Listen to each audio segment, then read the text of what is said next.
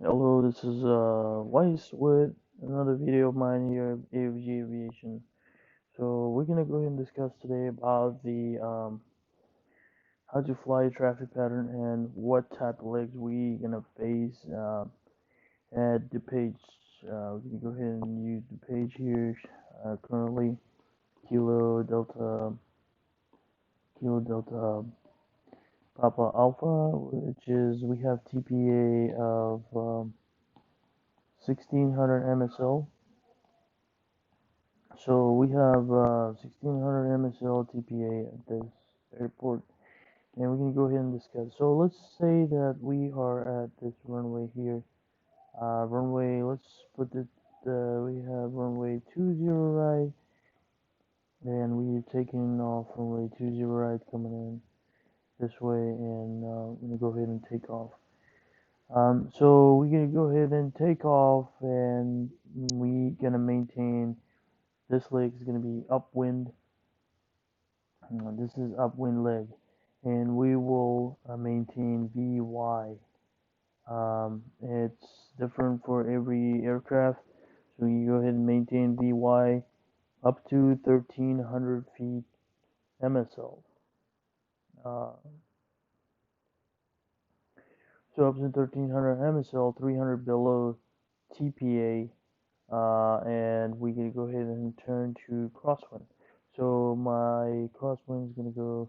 Obviously, we go with tower. We're gonna let's say that we're gonna get right crosswind. So this leg is gonna be crosswind. So we are still climbing on our crosswind to make sure we are straight perpendicular to this runway here that we're flying out of. So we supposed to be perpendicular 90 degrees, and then we're gonna go ahead. By the time we reach to our downwind, obviously we will be around 1600 feet. So we're gonna go ahead and turn to our downwind here. So this is gonna be your downwind leg. And let me clear a couple of things here right quick before we go move forward. So this is gonna be your downwind leg. It's basically it says that you're gonna fly. The winds are coming from this way here, and you're flying like that. So at this stage, you have to be at 1600 feet MSL, and then you have to be 90 knots. To get 90 knots for our Cessna R model, we use 2000 RPM, and we get 90 knots out of it. So we'll stay steady at this downwind, and then right abeam of these 1000 footers from the threshold, these 1000 footers touchdown zone.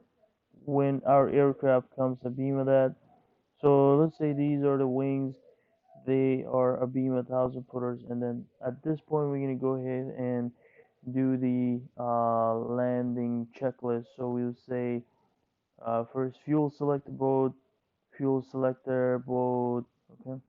And then second is mixture rich, mixture rich, and then three will be under 110.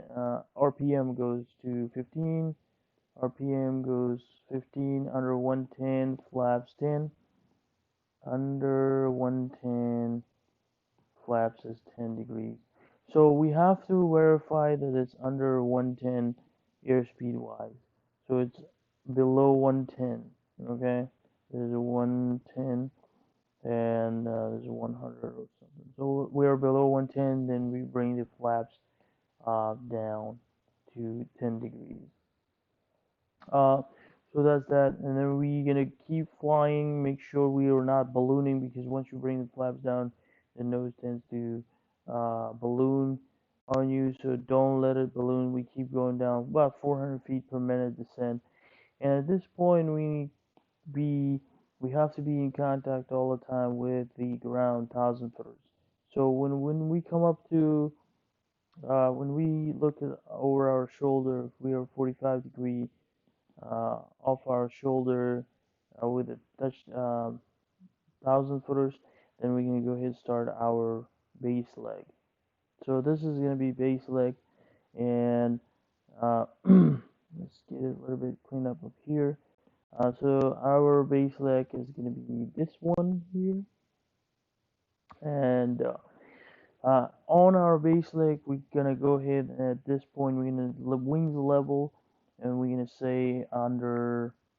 We have to make sure it is under 85, under 85 flaps. It can go to 20, and then if you have short fill, it goes to 30 all the way. I'm sorry, you're not gonna go to 30, so it's just gonna be under 85. You say flaps goes to 20, and then on our final we're gonna go ahead and cut this corner a little bit shorter here because we don't wanna go do this type of loop and try to cross control stall the controls here and stall the airplane. That's dangerous. Most dangerous corner is gonna be this corner uh, uh, every time you fly. So be very cautious and very careful when you do your base to final because most of the aircraft had accidents at this point. So we're gonna go ahead and cut it a little bit shorter here. And if you at this point you have to put the nose of the aircraft pointed at these numbers, and then those that's the aiming point. So you point it all the way and make sure you stay keep the center line. Make sure you stay on the center line and keep that those pointing those nose of the aircraft toward the or have the windshield have on windshield there's a spot that you can point at these numbers and keep it all the way down. And then when you go over the threshold, you bring the power down and go ahead and start flaring. Because if you don't flare, you're gonna hit nose. Your nose of the aircraft is gonna hit these numbers, and you probably break the nose wheel and probably end up breaking the propeller and all that stuff. So try to flare at this point and then touch down 1,000 footers. Um, so that's everything about the traffic pattern. Right. So yep. And the make sure you are you memorize all these steps before landing checklist because otherwise you will mess up on each one of these legs.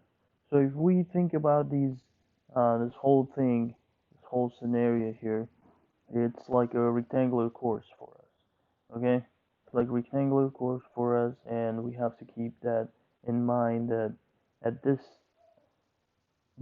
angle we'll have steepest turn because the winds are pushing us, and we'll have to do more than 90-degree turn, and our aircraft will be facing almost like this because of the wind.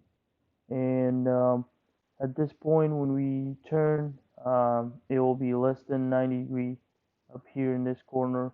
So it's like a rectangular course, and then you have to turn here um, more than 90 degree because you see that it's more than 90 degree turn. So that's all about the traffic staying in traffic pattern and all the legs. Obviously, if the tower tells you left traffic, then you're gonna do left traffic, and it's gonna be same thing. Okay. All right. Hope you got this down and memorized. It'll help you a lot on your first solo takeoffs and landings, or first takeoff and landing practice. All right. Talk to you later.